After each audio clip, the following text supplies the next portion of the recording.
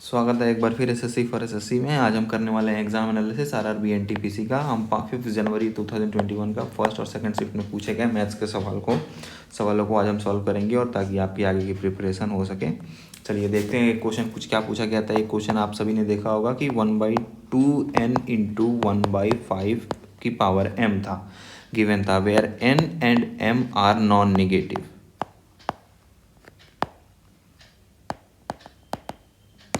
अब इसमें पूछा गया था, ऑप्शन क्या थे? ऑप्शन ए था कि m और n क्या होंगे? Recursive, recurring. ऑप्शन बी क्या था? ऑप्शन बी था आपका नॉन रिकरिंग।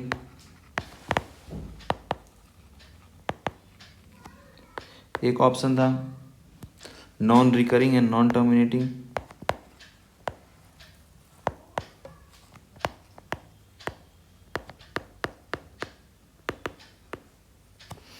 एक ऑप्शन था non recurring and terminating.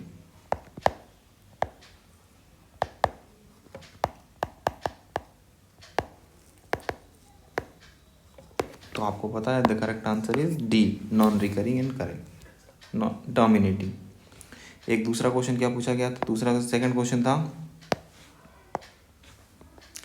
Find the value of sine 15।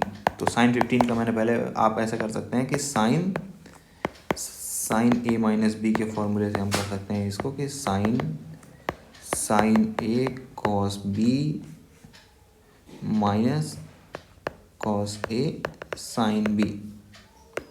अब साइन 15 को आप लिख सकते हैं, या तो आप लिख दीजिए 60 माइनस 45।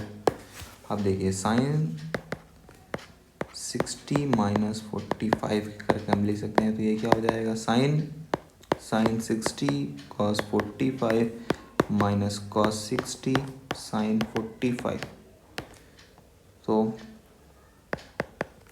साइन 60 हो गया √3/2 इंटू कॉस 45 हो गया 1/√2 माइनस कॉस 60 हो गया 1/2 एंड साइन 45 हो गया 1/√2।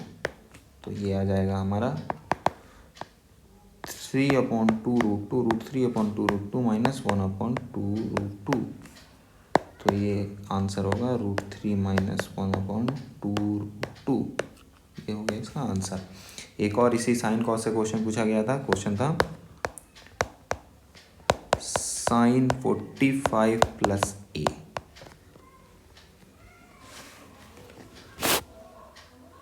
माइनस कॉस 45 माइनस ए। अब इसकी वैल्यू फाइंड करनी थी हमें, तो अब ये देखिए इसका वैल्यू होगा 0। अब देखते हैं कैसे होगा। ये देखिए साइन 45, इसको साइन ए प्लस बी से सॉल्व कर लेंगे, इसको साइन ए प्लस बी और इसको साइन ए माइनस बी। अब देखिए कैसे करेंगे। साइन ए प्लस साइन बी, साइन ए प्लस बी, ये हो जाएगा sign A cos B, sign 45 cos A plus sign A cos 45 minus, अब ये हो जाएगा कॉस ए और ये हो जाएगा कॉस ए माइनस बी के क्या हो जाएगा? Cos A cos B plus sign A sine B. तो cos 45 cos A plus sign 45 sign ए। तो इस पे हमें ये जब ब्रैकेट ख़त्म होगा तो हमारे पास मिल जाएगा sign 45 cos A plus sign A cos 45, ये minus cos 45 cos A plus sign 45 sign ए। अब हमको पता है साइन 45 और कॉस 45 की वैल्यू सेम, ये सॉरी यहाँ पर होगा माइनस। साइन 45 और कॉस 45 की वैल्यू सेम होती है, तो साइन ये आपस में कैंसिल हो गए, ये आपस में कैंसिल हो गया, तो इसका आंसर आ गया 0। अब एक देखते हैं तीसरा क्वेश्चन जो आज पूछा गया था। देखिए एक क्वेश्चन था कि C I minus compound interest minus simple interest का जो है वो है 50 और रेट दिया हुआ है हमको 10%। एंड टाइम दिया हुआ था 2 ईयर, दोनों सेम टाइम के लिए पूछा गया था, टाइम है 2 ईयर। प्रिंसिपल क्या था क्वेश्चन था हमारा। तो देखिए अब हमको पता है कि 2 साल के लिए 10% की रेट पर हमारा सिंपल इंटरेस्ट होगा 20 और वही कंपाउंड इंटरेस्ट हो जाएगा हमारा 21। तो S I minus C I minus S I जो हो जा रहा है वो हो रहा है सी आई माइनस एस आई, हमको मिल गया 1%।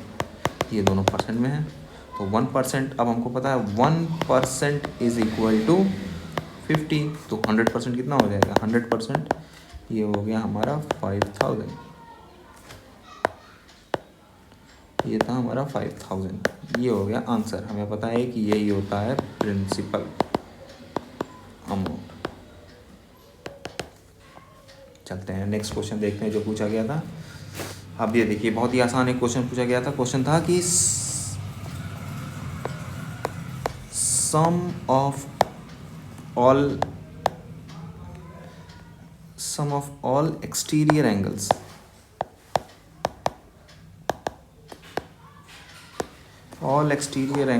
of an polygon is of a polygon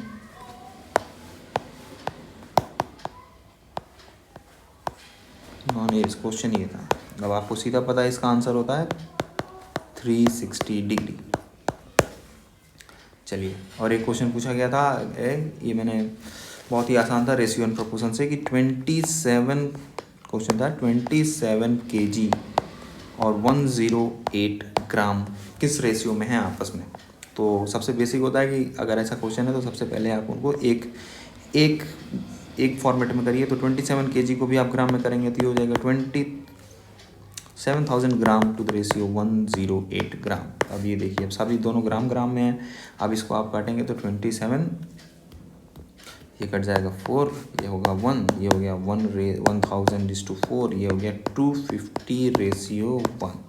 ये आ गया हमारा आंसर। बहुत ही आसान सवाल पूछे गए थे 5 जनवरी को। अब देखिए अब एक क्वेश्चन क्या पूछा गया था कि 20% लॉस पर कोई चीज़ बेची जाती है। क्वेश्चन था 20% लॉस पर कुछ बेचा जाता है तो वो हम बेचते हैं 4800 का। तो अब ये देखिए 20% लॉस पे बेचा जा रहा है, इसका मतलब हमारा सेलिंग प्राइस हो गया 80% 48,000। तो 20% लॉस का मतलब 80% हो गया हमारा 4800। और हमसे पूछा गया है कि अगर हमको 20%, क्वेश्चन था कि 20% गेन पर बेचना हो तो कितने पर बेचेंगे, क्या होगा सेलिंग प्राइस। 20% गेन का मतलब क्या हो गया 120%। अब आप यहाँ से निकाल लीजिए x, तो x की वैल्यू हो जाएगी x is equal to 120 into 4800/80, तो ये आ गया 7200। बहुत ही सिंपल क्वेश्चन था। अच्छा अब देखते हैं कि ऐसा ही एक और क्वेश्चन पूछा गया था प्रॉफिट एंड लॉस से।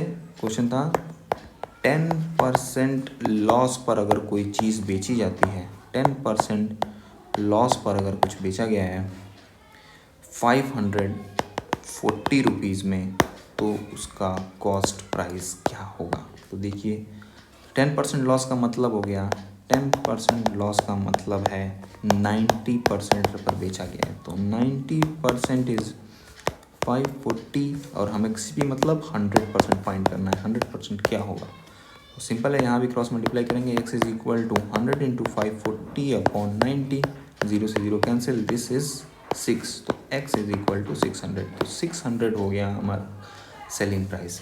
और भी अगर आपको किसी और क्वेश्चन का सॉल्यूशन जानना हो तो प्लीज़ कमेंट करके बताएं कौन से क्वेश्चन का सॉल्यूशन या फिर क्या आप पता करना चाहते हैं।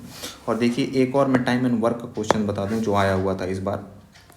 एक बहुत ही इंपॉर्टेंट क्वेश्चन था। देखिए दिया हुआ था कि a प्लस बी मिलकर एक काम को करते हैं 3 दिनों में, 3 डेज में, ठीक है।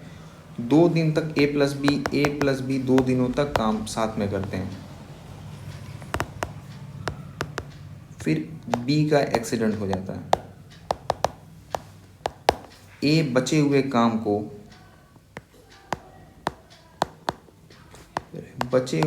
को a 2 डेज में करता है। तो पूछा गया था कि B alone, time for B alone कितना होगा। तो देखिए बहुत ही सिंपल है,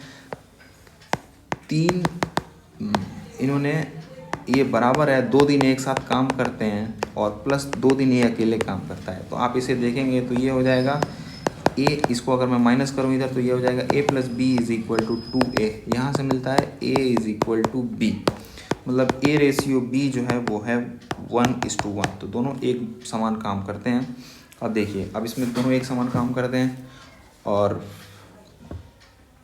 तो मैं यहाँ से और दोनों साथ मिलके कितना काम करेंगे, तो ये हो गया 3 1 + 1। तो टोटल इनको 3 × 2 6 यूनिट काम करना है।